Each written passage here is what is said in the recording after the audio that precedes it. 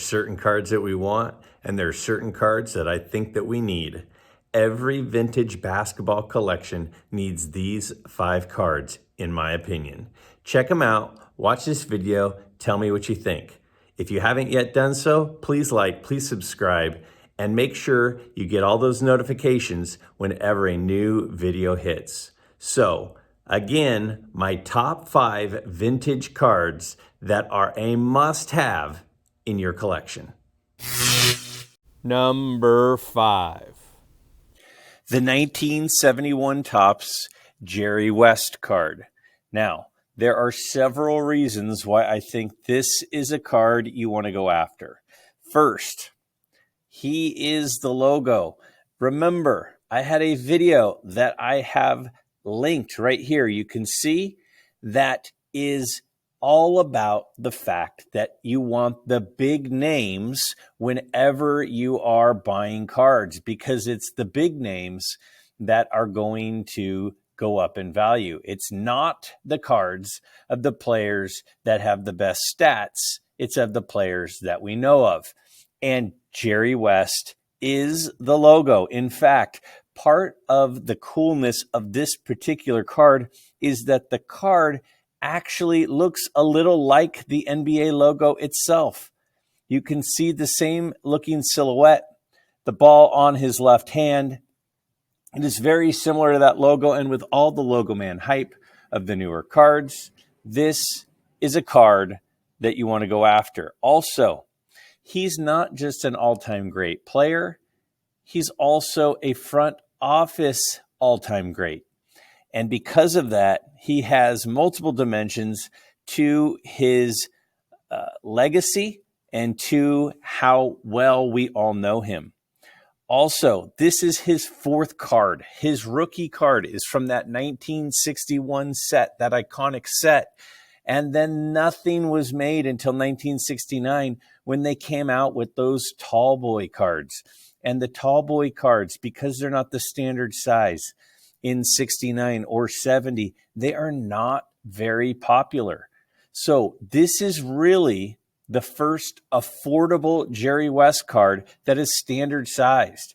This is a card you want to go after. And in a PSA 7, a very nice condition card, it's about $100. This is a recent sale at $100. Jerry West is a Hall of Famer. He's a Hall of Fame player.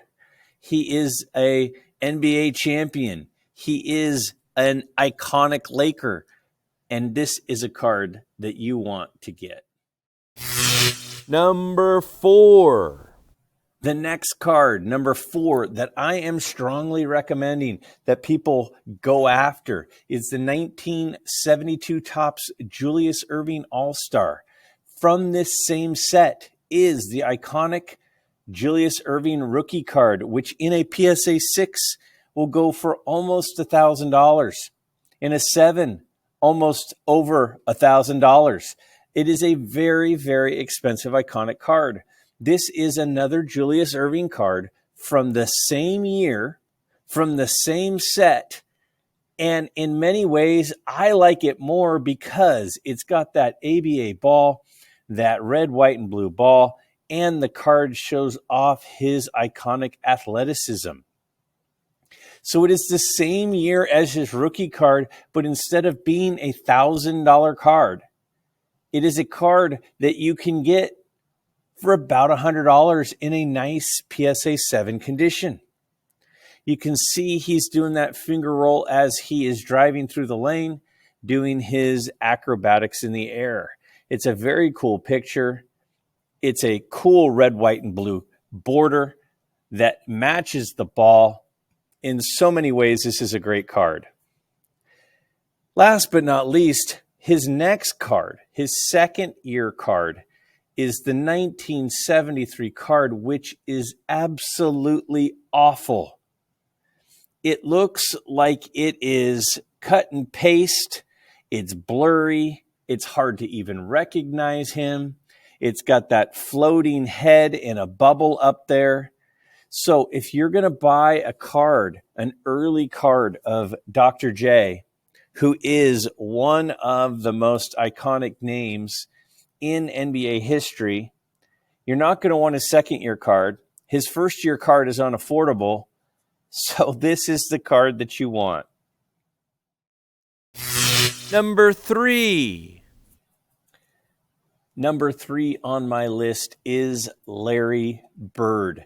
Larry Bird is one of the most famous players and one of the best players of all time, not just for his ability, but for his trash talking.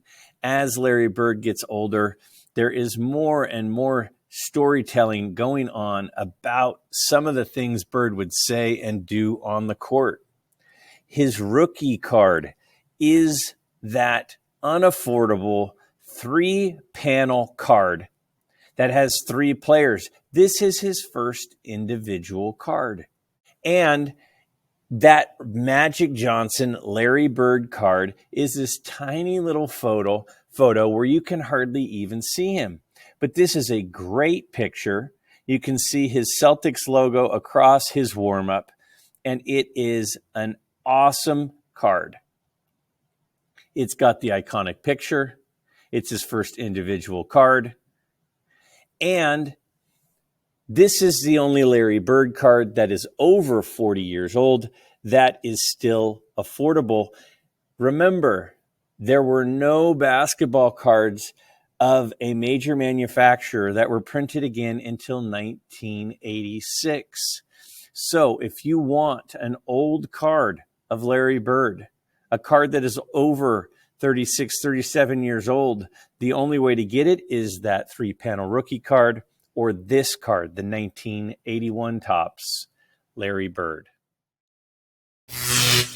Number 2.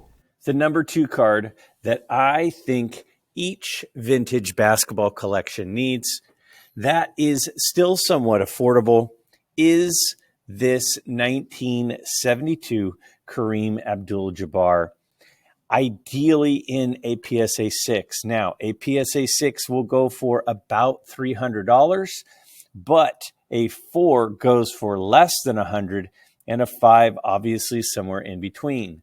Why this card? Well, first off, this is the first card after his name change to Kareem. So we all know of him as Kareem Abdul-Jabbar, but of course his name was before that, Lou Alcindor. So this is the first time his name appears as Kareem Abdul-Jabbar, which is the recognizable name that we all know him as. His rookie card and second-year card are, again, that tall boy look that people just don't like. And so this is his 4th-year card, and this is the second standard size card that is out there. So why not the 71? In my opinion, the 72 is the better card because, one, I think the picture is awesome. The picture shows just how big he is. It looks like he's almost trying to bend down to fit into the card because he's such a big person. So this card really shows off his size, reminds you that he is a 7-foot dominating center, and you see the ball on his hand there, and look at how small the ball looks compared to him. So in my opinion, this is the card you want. It's his second standard size card. It's a more affordable card. And if you try to find it, good luck. If I look on eBay right now, this card is very hard to come by, which is the reason I don't have a better screenshot of another recent sale because they are so few. The card is hard to find, and when people get it, they just don't give it up. So I highly recommend this card, especially in a PSA 6 if you're willing to go up to $300. Otherwise, you'd need a 4 or a 5. Number 1. Very few names out there that are bigger than the name Wilt Chamberlain. Every vintage collection needs a Wilt Chamberlain card. His rookie is also from that 1961 set, and that 1961 set that has Oscar Robertson, Elgin Baylor, Jerry West, also is the rookie card for Wilt Chamberlain before the halt in basketball cards for quite a while, before the 1969 and 70 tall boy cards. His rookie card is unaffordable. It is thousands and thousands of dollars for one in an awful condition. The tall boy in the 69 and 70 set, again, are not collectible. The demand is so low. They don't fit into a standard size collection because of the size. As a result, this is the card that has the most demand because most of us don't have the money to buy the rookie card.